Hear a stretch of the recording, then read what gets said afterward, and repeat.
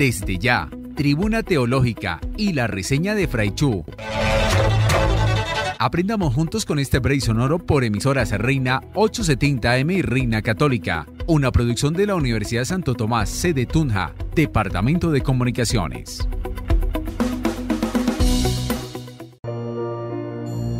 Un cordial saludo para todos ustedes. Mi nombre es Fray Iván Fernando Mejía Correa y hoy les vengo a hablar de señales de Dios. Antonio Fernández Velasco, Señales de Dios. Teología Fundamental, Madrid Palabra 2021, 125 páginas. Palabras clave: teología fundamental, hombre, Dios, revelación, fe, religiones, ateísmo.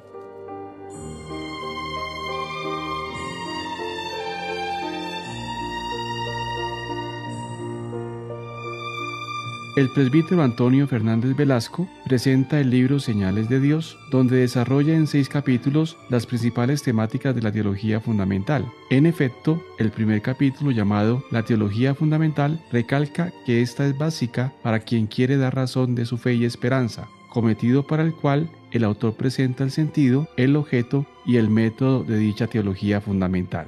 Asimismo, este teólogo acentúa la importancia de la inteligencia de la fe, que está en la génesis del cristianismo y por tanto subyacente en la experiencia cristiana. Esto necesariamente conduce a asumir los fundamentos donde se apoya la esperanza cristiana. De ahí que la teología fundamental estudia los pilares de la teología en clave cristiana, la revelación y la fe. Además, este tratado teológico fundamental se debe preocupar por mostrar la credibilidad de la fe, y para ello debe salvaguardar el binomio fe-razón, apoyándose en el método teológico y apologético.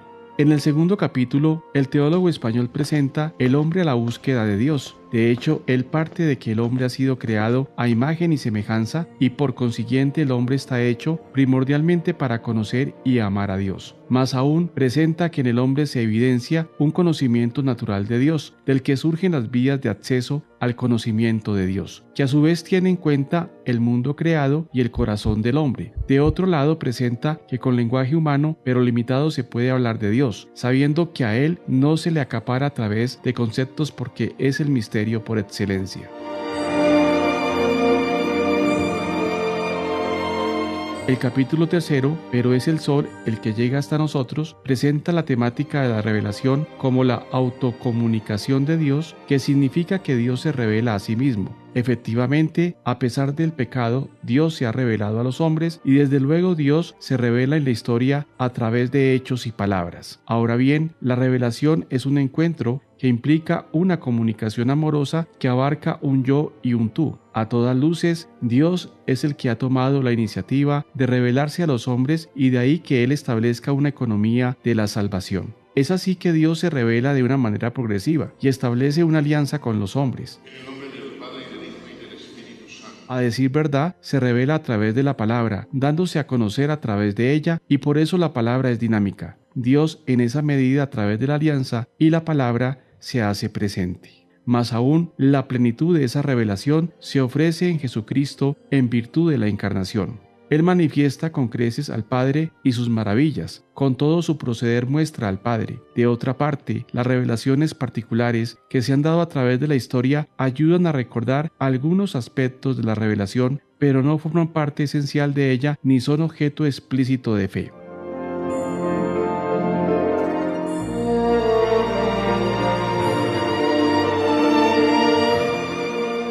El cuarto capítulo, denominado Un sol sin nubes ni noche, presenta la transmisión de la revelación realizada por medio de los apóstoles, que recibieron la misión mayúscula de proclamar y transmitir el Evangelio. Es así que el testimonio de los 12 fue y es de vital importancia porque se convierte en normativa referencial para toda la Iglesia. A juzgar por sus hechos, los apóstoles siguen la misma dinámica de Jesucristo, enseñando y transmitiendo el Evangelio, contagiando la experiencia teologal del Salvador, que se vehicula no solo en la Sagrada Escritura, sino en la tradición apostólica y el ulterior magisterio eclesial. De ahí que la Iglesia debe conservar, cuidar y transmitir el denominado depósito de la fe. También el autor resalta la importancia de la tradición, ya que hace parte de la experiencia de los hombres creyentes. De hecho, todo saber debe apelar a una tradición. Asimismo, ella, en cabeza de los padres y doctores de la Iglesia, es vital para la Iglesia porque entrega lo que ha recibido como legado de los apóstoles. En consecuencia, la Iglesia debe transmitir la revelación, de ahí la importancia de la comunidad cristiana. La Iglesia no es un añadido, sino que tiene la misión de custodiar el dato revelado porque así lo ha querido Dios. Además, la tradición que custodia la Iglesia progresa gracias a la acción del Espíritu Santo porque la actualiza para los hombres de hoy sin vaciar, sino enriqueciendo y planificando sus contenidos. También el magisterio de la Iglesia y el sensus fidelium juega un papel importante en la Iglesia. Esta enseñanza en cabeza de los papas y obispos custodia el depósito de la fe. Se ejerce de tres maneras: magisterio solemne o extraordinario, magisterio universal y magisterio ordinario, referido ante todo a temas de fe y de moral. Por otra parte, el autor habla del sensus fidei, que capacita a los creyentes para intuir las verdades de la fe. Recordemos que el Espíritu Santo asiste a la Iglesia en materia de fe. A su vez, Antonio Fernández menciona la relación entre revelación y cultura, entramado donde se presenta un diálogo y en esa medida la revelación enriquece a las culturas. De ahí la importancia de la evangelización, porque la Iglesia asume como vocación ser misionera, es decir, transmitir la buena nueva del Evangelio. El capítulo 5, titulado Seres fotosintéticos, responder a la luz de Dios, nos habla de la fe. Si Dios se ha manifestado, los hombres están llamados a responder desde la fe. Es así que la revelación y la fe son dos conceptos correlativos de la experiencia cristiana. Ahora bien, la fe es la respuesta al Dios de Jesucristo e implica a toda la persona humana, es decir, que la fe toca a su inteligencia y a su voluntad. El ser del hombre compromete toda su existencia. El modelo de la fe en el Antiguo Testamento se encuentra en Abraham y en el Nuevo Testamento el modelo de fe se nos presenta en María de Nazaret. De otra parte, el autor desglosa la fe en el Antiguo Testamento, donde se matizan los alcances del concepto fe, y en el Nuevo Testamento se presenta la fe en Jesucristo. Es decir, que los creyentes en el Nuevo Testamento están llamados a focalizar la fe en Jesucristo, y desde luego esta fe presenta varias características.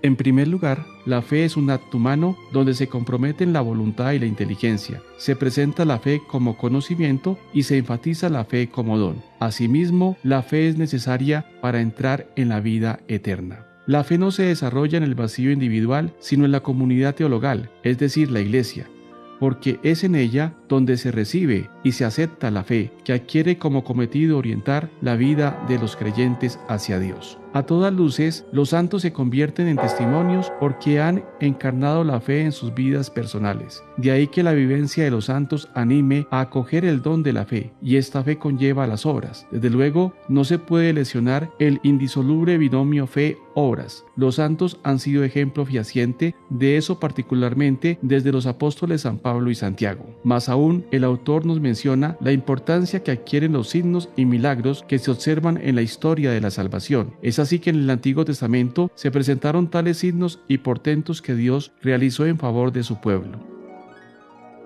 También en el Nuevo Testamento, los signos y milagros de Jesucristo invitaron a depositar la fe en Él, convertido en verdadero signo y sacramento de Dios. Igualmente, el autor presenta la problemática del concepto de milagro, que ha suscitado diversos debates en la historia de la teología y aporta criterios para su debida interpretación. Antonio Fernández Velasco muestra la importancia de la Iglesia porque es ella donde se observa el accionar de Jesucristo y su Espíritu. El 6º capítulo, llamado Un sol que alumbra a todo hombre, presenta al Verbo de Dios como culmen de la revelación divina. Además, presenta que en las religiones se encuentran también las semillas del Verbo, que pueden orientar el camino hacia la salvación plena que se planifica en Cristo. Asimismo, el autor presenta la cuestión compleja del ateísmo como un relevante fenómeno moderno. Por último, se presenta un breve glosario de algunos conceptos teológicos que ayudan a esclarecer la compleja panorámica de la teología fundamental.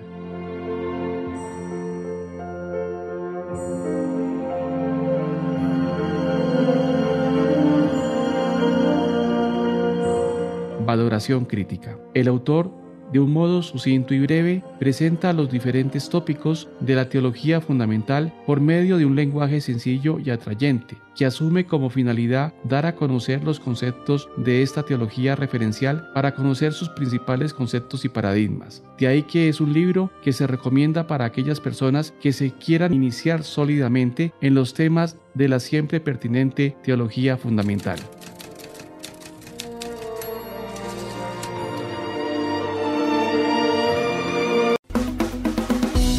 La voz de Fray Iván Fernando Mejía Correa de la Orden de Predicadores en el programa Tribuna Teológica. La reseña de Fray Chu. Los esperamos el próximo martes desde las 4 de la tarde.